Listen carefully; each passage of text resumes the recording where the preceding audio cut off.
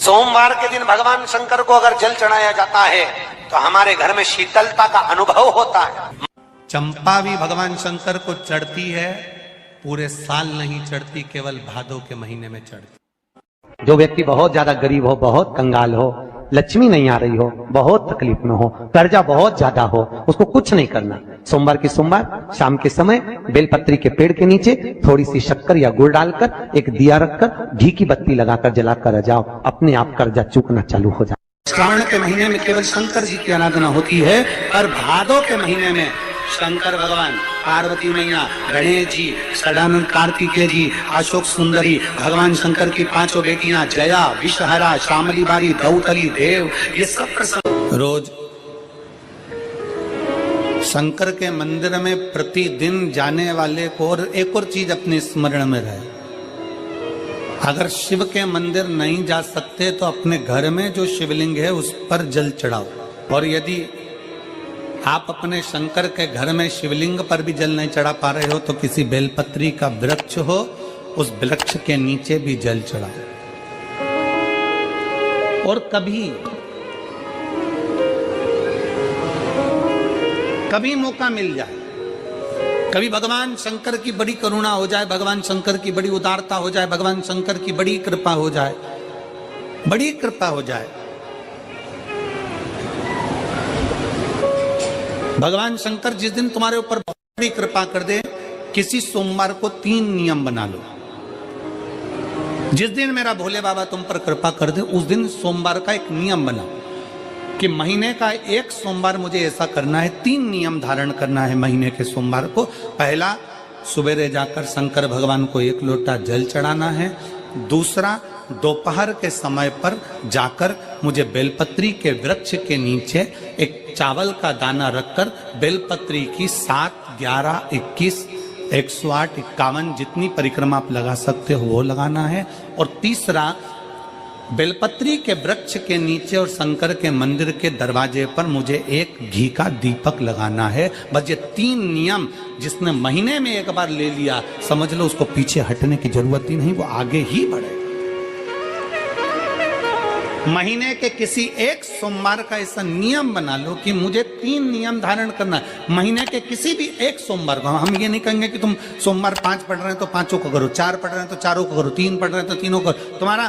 तुम तो महीने का एक सोमवार का नियम बना। और मेरी जीजियों से, मेरी बेटियों से जो विदेश में रह रही हैं, जो कहीं बाहर रह रही हैं, कहीं बड़े शहर में रह रही हैं, जो रोज मंदिर नहीं जा सकते, हर किसी महीने के एक सोमवार को भी ये नियम निर्धारण थे, तो उनसे कहेंगे कि 3 महीने में एक सोमवार का नियम बना लो। 3 महीने में नहीं बना सकते तो 6 महीने में एक सोमवार का नियम बना लो। और 6 महीने में नहीं बना सकते तो 1 साल में एक सोमवार का ऐसा नियम बना लो कि मैं साल का एक सोमवार ऐसा रहूंगी कि सुबह सोमवार के दिन मंदिर में जाकर जल चढ़ाऊंगी, दोपहर में जाकर बाबा को एक अक्षत का दाना रखकर, अक्षत का मतलब है कि बाबा मेरी दिनों दिन उन्नति करना। बेलपत्री के वृक्ष के नीचे जो अक्षत रखा जाता है वो उन्नति के लिए रखा जाता है। शंकर के शिवलिंग पर जो अक्षत रखा जाता है वो रोग मुक्ति के लिए रखा जाता है। अशोक सुंदरी पर जो अक्षत रखा जाता है वो संतान प्राप्ति के लिए रखा जाता है। सदानंद कार्तिकेय की ओर जो अक्षत रखा जाता है वो हमारे बच्चों की सुख समृद्धि के लिए रखा जाता है। विनायक की ओर, गणेश जी की ओर जो अक्षत रखा जाता है वो हमारे घर में कोई मंगल कार्य आ जाए उसके लिए रखा जाता है। और जो पीठिका होती है जिसपे शिवलिंग रखा होता है, पार्वती जी का हस्तकमल, उस पर अक्षत रखा जाता है तो नारी के अखंड सौभाग्य के लिए रखा जाता है। अक्षत रखने का भी तरीका है। एक चावल का दाना कहाँ रखा जाता है, क्यों रखा जाता है, कैसे रखा। अब कई लोग कहते हैं गुरुजी ये शिव महापुराण में आप ये नियम बताते हो, तरीका बताते हो। हम तो उनसे कहेंगे डॉक्टर के पास जाओगे तो डॉक्टर भी गोली लिखकर ये नहीं कह देगा कि ये सारी गोली एक साथ खा जा। डॉक्टर भी कहेगा ये गोली सुबह खाना है, ये गोली शाम को खाना है, ये गोली दोपहर में खाना, ये गोली भूखे रहकर खाना। बोला सही है कि गलत है? ये रात्रि को खाना खाने के बाद खा लेना, ये खाना खाने के पहले, ये नाश्ते के पहले। और सुनो, ये दवाई, ये वाली पीछे वाली जो दवाई लो ना, इसको दूध से लेना, ये वाली जो दवाई लो ना, इसको पानी से लेना। और सुनो, ये डब्बी है, इसको पानी में मिलाकर फिर पीना। दवाई लेने का भी तरीका है, उसी तरह शिव महापुराण में एक एक अक्षत का भी तरीका है और एक एक बेलपत्री का भी तरीका है।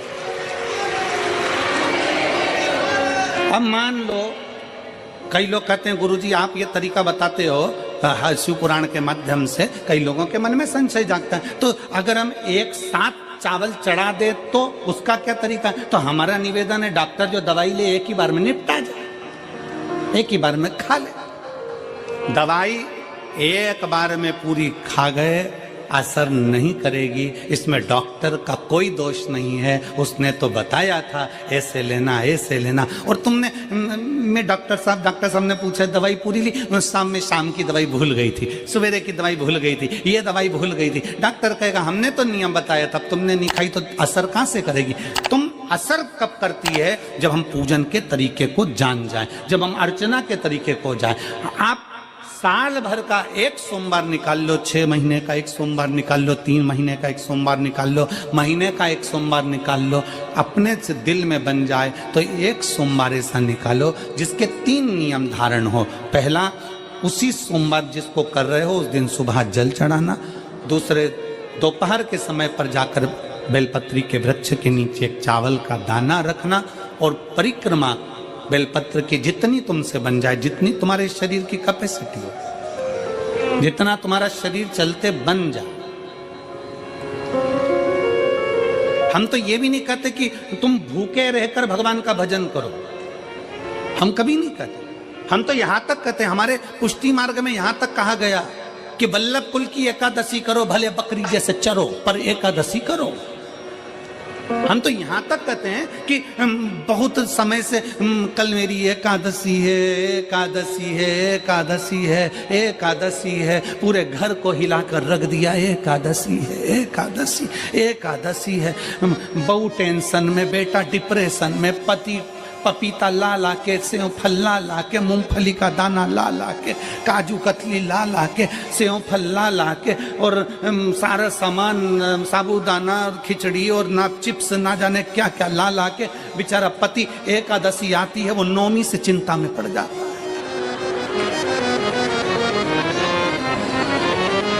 हम तो ये भी नहीं कहते कि तुम व्रत बहुत भारी करो, तुम व्रत उपास भी बहुत टेंशन वाला करो, ना ना ना।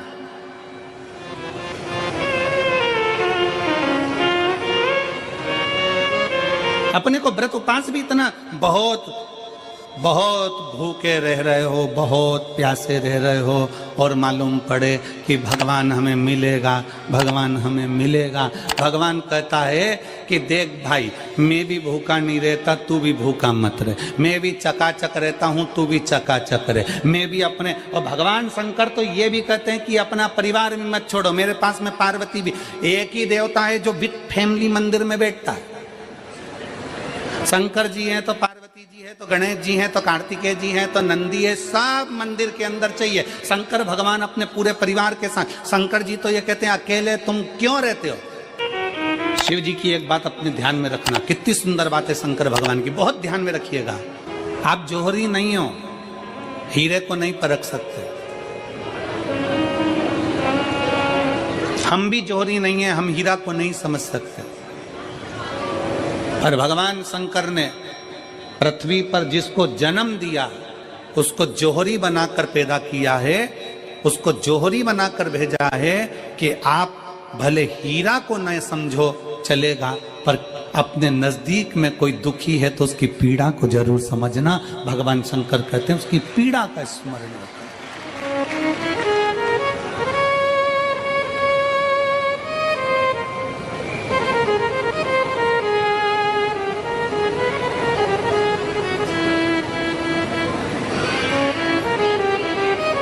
हीरा को समझो ना समझो, पर पीड़ा को जरूर समझिए।